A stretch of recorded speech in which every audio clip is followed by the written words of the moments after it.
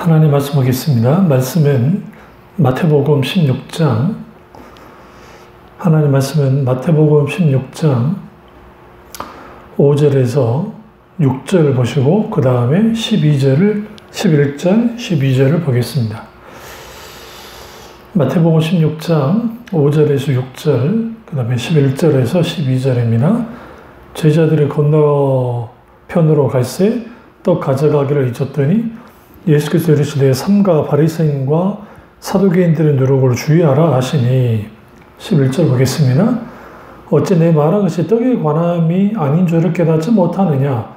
오직 바리새인과 사두개인들의 누룩을 주의하라 하시니 그제서야 제자들이 떡의 누룩이 아니요 바리새인과 사두개인들의 교훈을 삼가라고 말씀하신 줄을 깨달으니라. 아멘.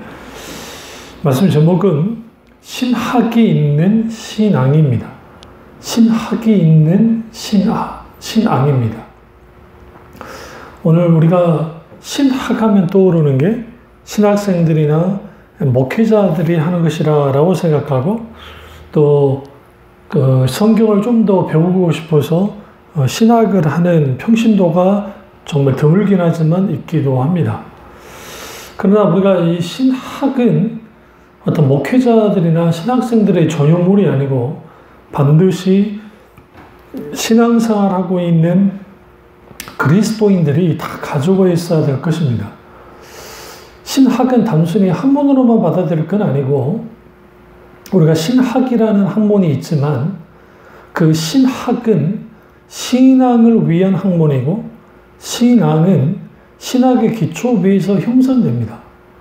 그렇기 때문에 신앙과 신학이 따로 가는 것은 불가능한 겁니다. 그래서 신앙의 모든 행위는 신학의 내용에 바탕을 두는 겁니다. 이단들이 주로 열정적이고 자기들만의 어떤 열심을 가지며 신앙생활을 하지요. 근데 그들이 왜 이렇게 격결로 가냐면 사실 신학이 없기 때문에 그렇습니다. 신학은 뼈대와 같고 신학은 우리에게 아주 이성적으로 논리적으로 모든 것을 분명하게 확실하게 만들어주기 때문에 그래서 우리가 신학이 있을 때에 우리가 자칫 잘못하면 잘못 갈 수 있는 것들을 막아주고 균형을 잡히게 만들어주는 겁니다. 예수님의 제자들이 사두개인과 바리새인들과 관련된 그들의 누룩을 주의하라고 하는 그 주님의 말씀에 대하여 오해한 말씀이 이 말씀입니다. 근데 오늘 이 사건 전에 그 16장 1절에 바리새인과 사두개인들이 와서 예수를 시험하여 하늘로부터 오는 표적을 보기를 청했다라는 거죠. 그리고 예수님이 그 악하고 음란한 세대가 표적을 구하고 요나의 표적밖에는 보여줄 것이 없다고 분명히 말씀하십니다. 그리고 제자들 오늘 본문 말씀에서 이제 그들이 그 주님의 놀라운 그 기적의 역사 속에서 이제 칠병이어 기적을 통해서 7 광주리가 남게 됐는데 그 7 광주리가 남은 이 떡 조각들을 배불리 먹고 남은 떡 조각들을 가지고 오는 것을 이제 잊었던 거죠. 잊어먹은 겁니다. 까먹은 겁니다. 그러니까 이제 이것 때문에 왜 우리가 떡을 안 갖고 왔느냐 하고 막 서로 의논하고 있고 그랬을 때에 예수님께서 떡에 관함이 아닌 줄을 분명히 말씀하십니다. 그러니까 그들의 누룩을 주의하라 라고 하는 그 말씀 속에서 이것은 사두개인들의 가르침, 그들의 교훈을 삼가해야 됨을 분명하게 말씀하고 있습니다. 오늘날 우리가 구원파, 박옥수, 이요한, 그리고 또 예전에 권신찬, 유병원, 그런 사람들의 어떤 그런 이 구원파의 주장들을 들여다보시면 어떤 건 참 큰 문제 없는 것 같고 기성교회와 그렇게 크게 다를 게 없어 보입니다. 그래서 이 모든 것들을 말씀에 굳게 서고 신학교에 서지 못하면 분별력이 없기 때문에 그것이 옳은 것인지 그른 것인지를 모를 수가 있습니다. 그래서 우리가 그 바리새인과 사두개인들의 누룩은 주로 그 빵을 발효시킬 때 그 발효제를 쓰는 곰팡이 중에 하나인데요.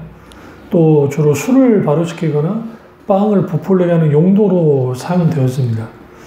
그러니까 이건 뭐냐면 바리새인과 사두개인들의 교훈이 진리에서 떠나있기 때문에 말씀에 선 그런 진리가 아니라 그들이 그 말씀을 왜곡시킨 그 진리, 그 악의 영향이 믿음에 치명적인 영향력을 끼침을 분명하게 주님이 말씀하셨고, 그래서 누룩이 음식을 부패시키는 것처럼 많은 잘못된 교훈과 사상이 사람들의 어둠과 실패의 믿음을 몰아넣는 것을 주님이 누룩으로 빗대어서 말씀하시고 계시는 겁니다. 그래서 이 누룩 비유는 긍정적인 의미의 비유가 아니고 아주 부정적인 의미로서 사용되고 있습니다. 근데 이 누룩은 헬라어로 시오르라고 하는 헬라어 단어인데요. 어떤 성질을 변화시키고 부분에서 그러니까 부풀어 오르는 형태를 주로 사용될 때 시오르라고 하는 단어가 사용되어지는데 시간이 가면 갈수록 부풀어 올라 전체로 옮겨가는 것 뜻합니다. 그러니까 그렇게 되어지면 자기들의 가르침이 아주 대단하고 그게 마치 그 최고인 양 어떤 배우려는 자세도 같지 않는 일련의 모든 것들, 그러니까 교만하게 되거나 그리고 자기들의 어떤 교리주의에 빠지는 그런 그 잘못된 형태로 들어갈 수 있습니다. 우리가 이 신학의 바탕으로 한 신앙은 왜 중요하냐면 신학이 분명히 세워져야 뼈대가 있어야 신앙이라는 살이 붙기 때문에 그렇습니다. 그런데 문제는 교회에서 오늘날의 교회에서 신학이 담겨있는 교리가 담겨있는 설교들이 뒷전으로 밀려나기 시작했고 더 큰 문제는 신학 없는 깊이 사유가 없는 그러한 그 신자들 속에서의 그러한 그 신앙 형태들이 아주 그 좋지 못한 그 일련의 그 뭐라고 합니까 그 어떤 균형 잡히지 못한 지나친 감정주의나 그리고 자기들의 체험주의나 거기에 한쪽으로 치우치게 되어지는 그러한 일들이 벌어지는 겁니다. 그래서 우리는 철저하게 신학을 바탕으로 한 신앙이 돼야 되고 물론 바리새인들은 철저하게 율법주의에 완전히 무장되어 있던 사람들입니다. 사두개인들은 그 시대에 지성이나 할 수 있는 사람들이고 그들은 아주 세속적인 현세적이고 기복주의적인 어떤 형태에 갖고 있던 사람들입니다. 그러니까 바리새인들은 진실 없는 형식주의에 빠져 있었고 또 사두개인들은 세속을 바탕으로 한 현세적인 기복주의 신앙에 빠져 있었죠. 오늘날에도 기복주의적이고 현세적인 신앙 안에 빠져 있는 사람들이 많고 또 진실 없는 형식주의, 소위 말씀 하는데 말씀을 아주 강조하긴 하는데 소위 그들은 실질적인 삶을 들여다보면 말씀을 지켜나가지 못하는 오히려 영적으로 교만한 상태에 있는 것들을 보게 되어집니다. 일종의 교조주의, 도구마에 빠져나가는데 하나님 말씀보다는 그들의 교리를 더 앞세우는 그러한 또 어떤 함정에 빠질 수도 있습니다. 그래서 신학과 신앙은 조화를 이루어야 되고 결국은 신학에 있는 신앙이 되어져야 넘어지지 않고 신학에 있는 신앙이 되어져야 분별을 가지고 신학에 있는 신앙생활이 되어져야 아주 건전하고 바른 신앙을 할 수가 있습니다. 생활을 할 수가 있습니다. 그래서 우리는 분명하게 바리새인들이 가지고 있는 진실 없는 형식주의도 타파해야 되고 사두개인들이 가지고 있는 세속적 바탕인 현세주의 기복주의도 깨부셔야만 합니다. 그러면 우리는 왜 우리에게 신학이 필요할까요? 신학은 결국은 데올로기라고 하는 그 하나님을 향한 그 학문이라는 하나님을 연구하는 학문이라면 신학이라 할 수 있는데요. 그건 엄밀히 따져서 신학이라고 할 수는 없고요. 우리가 하나님을 어떻게 학문으로서 알 수 있겠어요. 다만 이제 하나님 그분이 어떤 분이신지를 분명하게 신학이라는 학문을 통해서 쭉 들여다보는 겁니다. 그러니까 우리가 그 신학교에서 신학을 배우지 않았어도 여러분이 어떤 설교를 듣고 그걸 이해하고 받아들일 때 이미 신학화 작업을 하고 있는 겁니다. 오늘날의 문제는 뭐냐면 강단에서 선포된 메시지가 주로 감성적인 메시지, 소위 그 기복주의적이고 본용주의적이고 어떤 뭐 적극적 사고방식, 긍정의 심리학 그런 식의 신앙 형태로 가다 보니까 거기에서는 결국은 그 있는 게 그 뭡니까 그 신학이 그러니까 신학에서 말하고 있는 하나님 그리고 여러 다양한 신앙의 주제들 그런 것들이 담겨 있지 않아요. 그러니까 깊이 사유하지 못하니까 자기 나름대로 이렇게 하면 신앙생활하면 될 것 같고 저렇게 하면 신앙생활하면 될 것 같은 그런 함정에 빠질 수 있습니다. 그래서 우리는 그것에 대해서 분명하게 경계해야 되고 우리는 반드시 우리의 신앙이 그 신학의 바탕 위에 분명하게 설 필요가 있습니다. 그러면 이제 우리는 신앙이 신학을 포함한 신학 위에 신앙이 세워져야 되는데 그러면 어떻게 그러면 세워야 되냐는 거예요.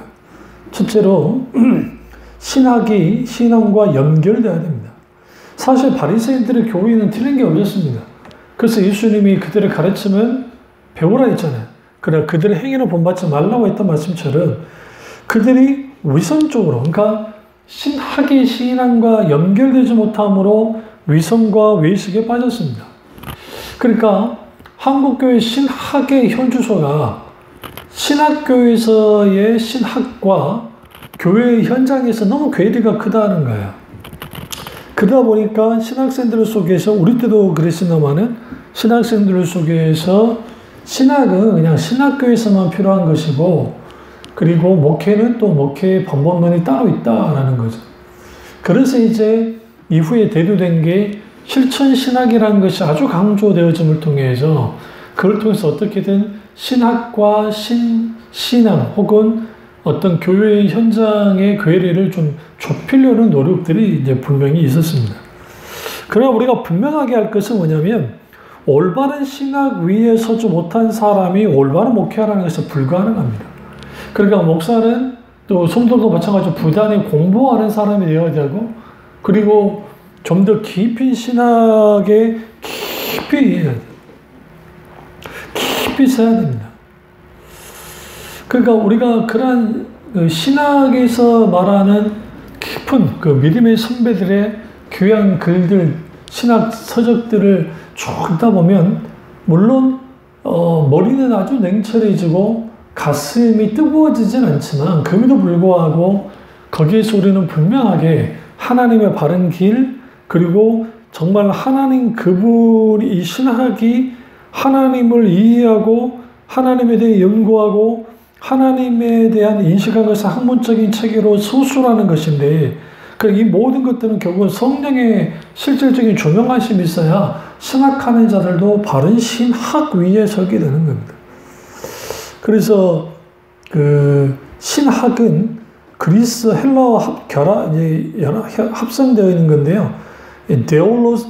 데오스라는 헬라어하고 로고스라는 말이 신과 말이라는 것이 하나가 되어져서 그 신학이라는 단어가 나왔습니다.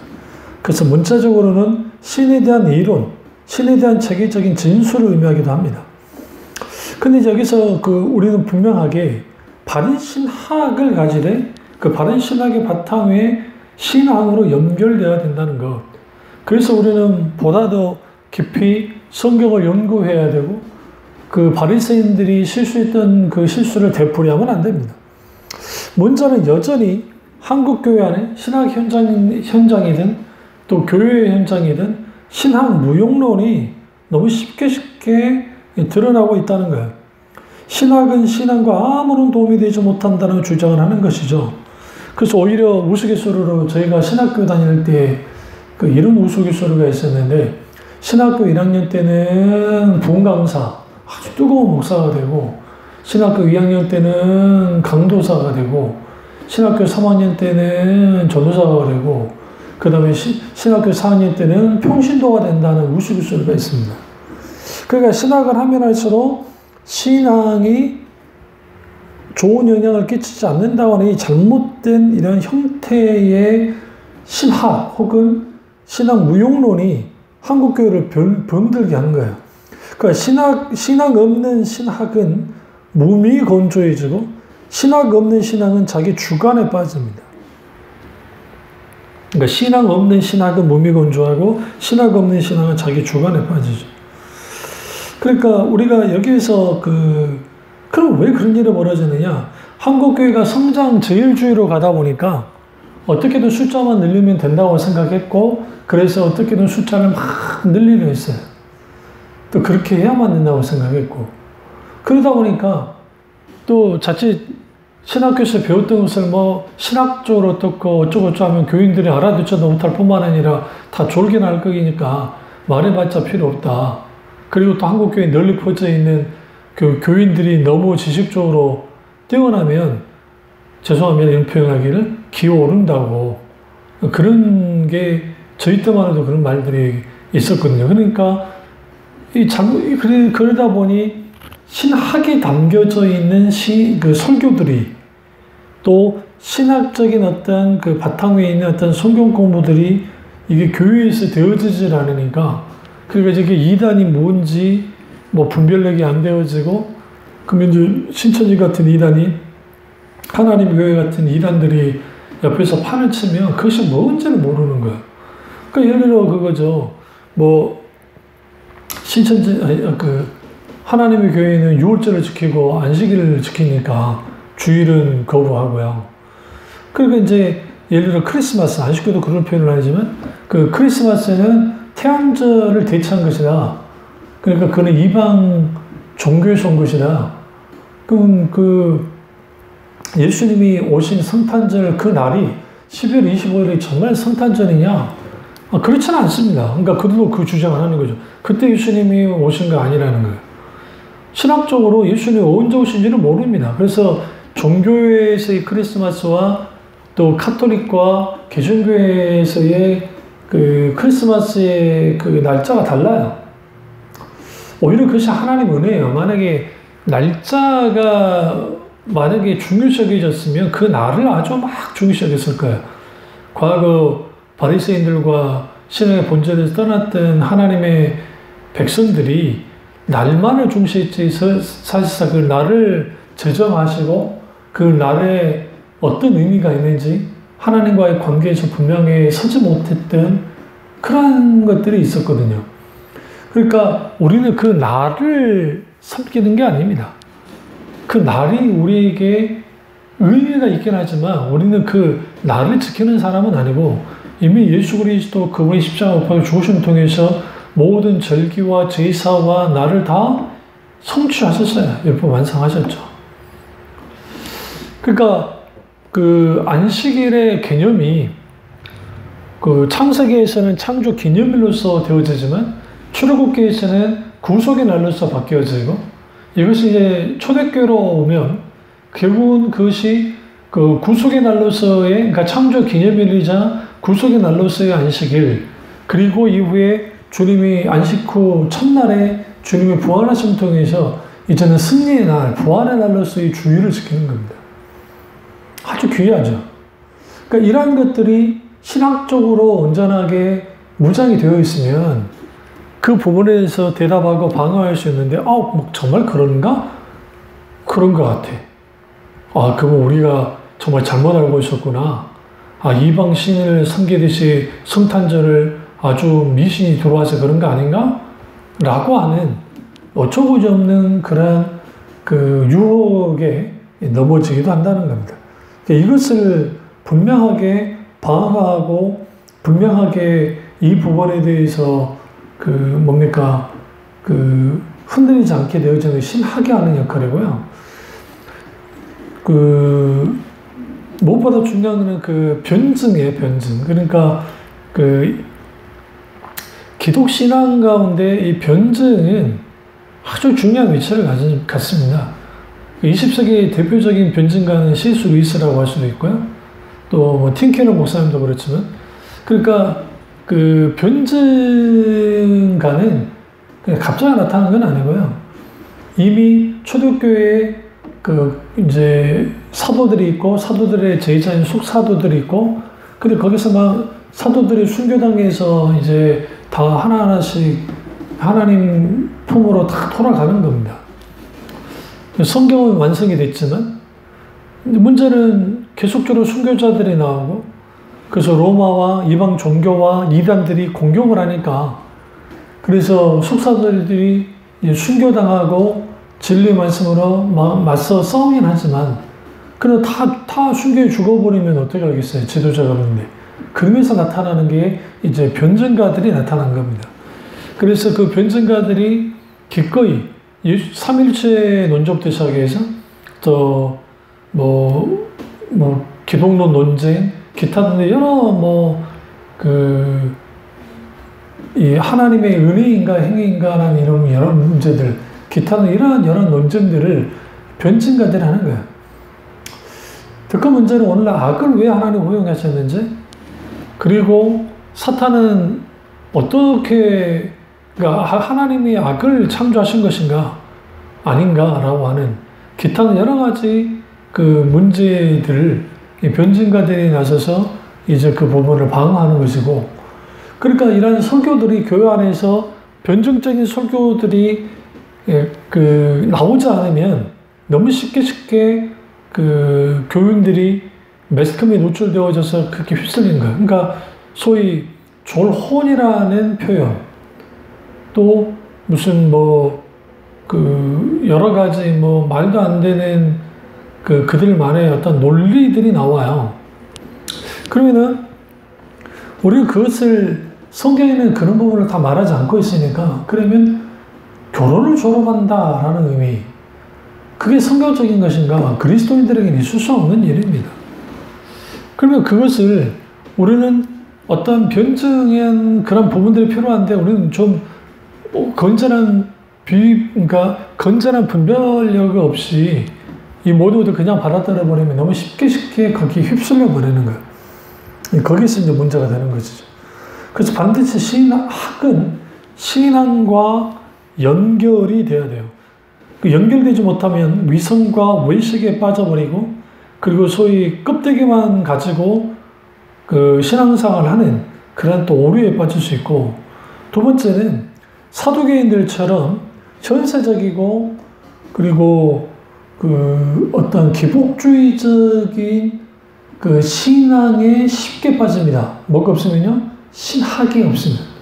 그러니까 신학이 바탕되어지지 않으면 그래요. 문제는 이제 오늘날 이 기복주의와 인본주의를 위한 또 사상 체계들이 나오니까 문제예요. 그 대표적인 적극적인 사고방식, 그리고 실용주의, 그리고 심리학이든 마케팅이든 기타 등등 그런 것들을 일종의 신학화해서 교회 안에 끌고 들어오는 거죠. 그러다 보니까 기본적으로 인간은 탐욕이 있는데, 그 탐욕과 결합이 되어지면 잘 먹고 잘 사는 소위 믿음의 기준이 세속적인 복이 되어지고, 기복주의에 빠져버리는 것이죠. 그래서 가난하거나 병들면 하나님의 저주를 받은 것이고, 부하거나 건강하면 하나님의 축복을 받은 것이라고 하는 매우 잘못된 기복주의 신앙을 갖게 됩니다. 그러니까 자신들의 세속적인 부요함을 위해 이제 여러 가지들을 하는데, 그 대표적인 게 하나님을 이용하려 되는 이런 일련의 모든 행동들이 사도계인들이 했던 것이죠. 그러니까 기복주의 신앙은 세속적인 복을 쫓기 위해 기회를 엿보는 얄팍한 믿음에 빠지게 만들고, 믿음의 순수성이 파괴될 뿐만 아니라 이러한 사두개인적인 어떤 그러한 신앙 형태는 아주 매력적이에요. 왜 그러냐면 인간의 타락한 본성과 연결되어 있기 때문에 그렇습니다. 그래서 사두개인들의 신학 자체가 왜곡되어 있었어요. 그게 인본주의적이죠. 그러니까 오늘날의 가장 문제는 상황윤리예요. 상황윤리는 그때그때 상황에 따라서 윤리 기준이 달라지는 것이죠. 그러니까 내가 하면 괜찮아요. 남이 하면 뭐 문제가 있고 그런 식의, 그리고 마치 그 하나님의 말씀이 기준이 되어져서 이 모든 것을 분별해 나가야 되는데, 오늘날 기독교인들 중에서도 세상에서 이런 기준 그 기준에 대해서 계속 말하니까 그것에 대해서 너무 쉽게 동조하고 쉽게 그것에 대해서 이제 반응하는 그런 일들이 일어나는 것이죠. 그 이유는 결국은 신앙이 철저하게 현세주의적이고 신앙이 철저하게 신앙을 무시한 채로 기복주의 신앙에 빠져버리면 그런 오류에 쉽게 빠지는 겁니다. 그러니까 쉽게 빠지니까 결국은 거기에서 내가 뭔가 이득을 얻고 종교적인 위안을 얻으면 되는 것이라고 하는 자기 나름대로의 소위 신앙관을 가지고 신앙생활을 해요. 그래서 막 내가 필요할 할 때는 아주 뜨겁지만 나의 목적, 나의 필요가 끝나면 그 과감하게 그것을 벗어나 버리는 그런 문제가 발생되어집니다. 그래서 우리가 분명하게 신학의 목표가 무엇인가를 좀 알 필요가 있는데, 신학의 목표는 단순히 하나님을 관해서 알고 하는 그런 차원의 것이 아니에요. 하나님을 연구하는 그 자체는 나쁜 게 아닌데, 중요한 건 뭐냐면 신학의 목표는 오늘날에도 하나님께서 역사에 개입하시고 계신다는 것을 가르쳐 주는 거예요. 왜냐하면 각 시대마다 하나님의 백성이 하나님을 만나는 것들이 좀 달랐어요. 그래서 신학적 검토 작업이 필요합니다. 그래서 신학과 신앙은 충돌하는 것이 아니고 반드시 함께 가야만 하는 것이에요. 신학과 신앙을 대립적으로 보게 되어지면 이렇게 보는 거죠. 신학은 단순한 이성 작업이고 생각과 학문을 추구하는 것이고, 그래서 머리로 하는 것이라 생각하고, 신앙은 감성적이고 체험적인 걸 보는 겁니다. 그래서 신앙을 강조할 때는 가슴으로 믿어라고 막 그러는 것이죠. 그러나 이 두 가지가 같이 가지 않으면 우리는 한쪽으로 치우쳐요. 그러니까 마치 역할을 나눠서 신앙이 각자의 역할을 하면서 상호 보완하면서 신앙의 균형을 유지시켜 주는 겁니다. 그런데 신학과 신앙이 동일한 게 아니에요. 신학과 신앙은 나름대로 효율성과 타당성을 가지고 있고, 그래서 신앙이 은혜이다 직접적인 응답이라고 한다면 신학은 신앙과 실천에 대한 2차적인 성찰이라고 할 수 있습니다. 그래서 우리는 반드시 신학이 우리 그 신앙에 신학에 서로 상호 좋은 영향력을 끼치면서 균형을 맞추도록 해야 돼요. 그래야 우리의 신앙이 좀 더 이제 그 진리의 말씀에 가까이 나아가고 자기식의 자기 감성주의적으로 자기 마음대로 하는 신앙생활을 하지 않게 되는 겁니다. 그래서 그 신앙은 하나님에 대한 믿음을 말하는데, 신앙은 인간 합리성을 뛰어넘고, 그리고 모든 것이 합리적이라 믿는 것이 아니기 때문에 우리가 단순히 인신록적인 결단을 통해서 하나님을 고백하는 건 아닙니다.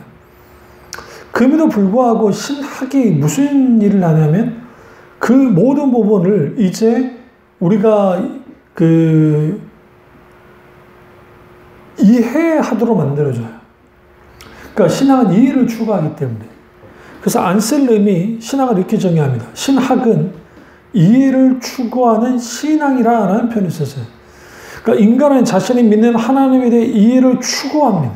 내가 믿는 하나님이 어떤 분이신지, 하나님 내가 겪고 있는 고통을 알고 계시는지, 내가 왜 이런 병에 걸린 것인지, 이런 질문은 결코 나쁜 게 아닙니다. 우리 해야만 합니다. 마땅히 하나님께 던질 수 있고 던져야만 합니다. 근데 이런 질문에 뭐가 요구돼요? 합리성이 요구되는데 이게 뭐냐? 신학이 그렇게 하는 거예요. 그래서 신학은 하나님의 신비에 대한 합당한 이해를 마련하는 작업을 줘요. 오늘날 왜 많은 사람들이 신앙이 자라나지 않느냐면 신학의 바탕 위에서 그 자라날 수 있는데 그게 아니라 그냥 처음 열심히 기도하고 활동만 하지 사실상 신학의 바탕 위에 서지 못하는 거예요. 그래서 우리가 신학의 바탕에 서려면 귀한 믿음의 선배들의 글들을 많이 읽을 필요가 있어요. 특별히 개혁주의자들의 책들을 많이 읽다 보시면 처음 어려울지 모르지만 읽고 읽다 보면 우리의 사고에 깊이 사고하고 사용하는 신앙으로 갈 수가 있습니다. 문제는 신학만 남아있을 때 문제가 되는 거예요. 왜 그러냐면 신학만 남아있으면 아주 몸이 건조해집니다. 그러니까 제가 신학생 때에 그 교수님 중에 일부분이 그렇게 말씀하시는 게 신학대학 교수 중에 그 부활을 믿지 않는 교수가 반 이상은 될 거라고 했거든요. 왜냐면 한국에 있는 신학교 중에 자유주의 신학대학들도 있으니까요. 그 신학을 종교학으로 만들어버리는 거죠. 그러다 보니까 거기에 문제가 되는 거예요. 그러니까 우리가 이 두 가지, 신앙만 강조하면 너무 주관적이고 체험주의 위주로, 감성 위주로 빠질 수 있고, 너무 신학적으로 빠지면 너무 이성만 강조하다가 그 자유주의 신학자 중에 슐라 에르마하, 불트만 이런 사람들이, 불트만 같은 사람들이 그 소위 비신화화 작업을 한다고 성경에 나오는 기적들을 다 빼버리니까 결국 성경 겉장만 남더라고 하는 우스갯소리가 있는 것처럼 많은 부분에서 이러한 이 신학이 거기에 신앙을 바탕으로 한 신학이 분명하게 세워지지 않으면 우리 신앙은 어떤 영향력도 끼칠 수 없고 그 신앙은 자라나지가 않습니다. 그래서 신학이 없는 신앙은 언제나 자신의 체험에 종속될 위험에 빠지고 또 신앙이 없으면 열정을 상실합니다. 그러니까 신앙이 없는 신학 탐구는 말 그대로 모든 것을 집어삼켜요. 이성으로. 그러다 보니까 부활도 부인하고 창세기에 나와 있는 창세기 1장부터 11장까지를 신화라고 취급해버리는 겁니다. 그래서 신앙 없는 신학은 이론으로 계속 이론 그러면 스스로 그 이론에 스스로 가두게 되어지고 그러니까 신학이 지향하는 바 깊이 하나님을 이해하는 것 신앙세계에서는 모두 이해하는 것들인데 그로부터 벗어나는 것이죠. 신앙이 없는 신학은 건조해지고 신학이 없는 신앙은 자기 주관성에 빠집니다.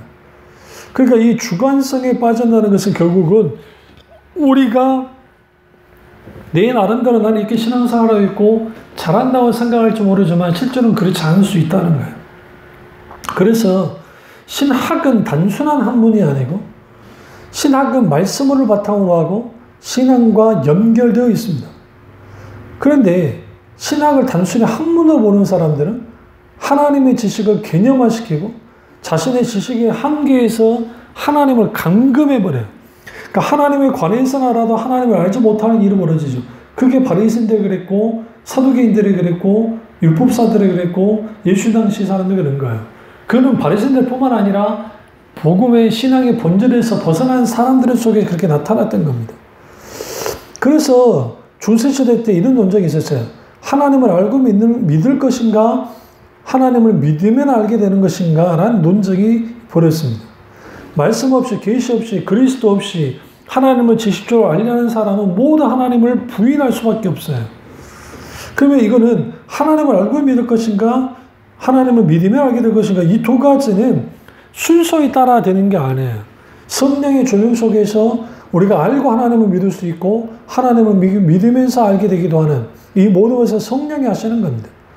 분명한 것은 뭐냐면 우리가 철저하게 우리 신학이 개혁신학 위에 분명하게 서야 신앙도 건전하게 서고 그 건전하게 선 그 신앙 가운데 우리 속에서 정말 균형 잡힌 그런 그리스도인이 되어지고 그래서 고난의 문제, 고통의 문제, 신종론의 문제 혹은 어떤 진리의 문제, 구원의 문제 세계관의 문제, 가치관의 문제, 뭐 이런 일련의 모든 것들을 깊이 사유하고 담고 강단에서 그런 설교를 듣고 이해하고 그런 책도 읽고 고유한 책들도 있고 그런 일련의 과정이 되어졌을 때 거기에 비로소 바른 신학과 바른 신앙이 세워집니다. 오늘 이 설교가 좀 딱딱할 수도 있지만 반드시 우리에게 신학이 있는 신앙이 되어야 됩니다. 그렇지 못하면 우리 신앙은 말 그대로 자기중심주의, 소위 자기의 체험주의, 그게 빠지고 그럼 거기에서 어떤 진리의 말씀도 어떤 시대적인 분별을 하지 못하는 우맹한 신앙인이 되고 맙니다. 오늘 이 사실을 깨닫고 정말 신학이 있는 신앙을 갖는 교우들 되시기를 주님의 이름으로 축원합니다. 기도하겠습니다. 사랑의 주 역사주 오늘 주님 우리와 함께 하시고 오늘 선포된 말씀이 나의 말씀이 우리 말씀 되어지기 원합니다. 언제나 어느 순간이나 하나님께 친히 역사하셔서 놀랍고도 놀라우신 크신 주님 우리가 신학과 신앙의 균형에 확고히 서는 교우들 될 수 있도록 은혜 베풀어 주시옵소서.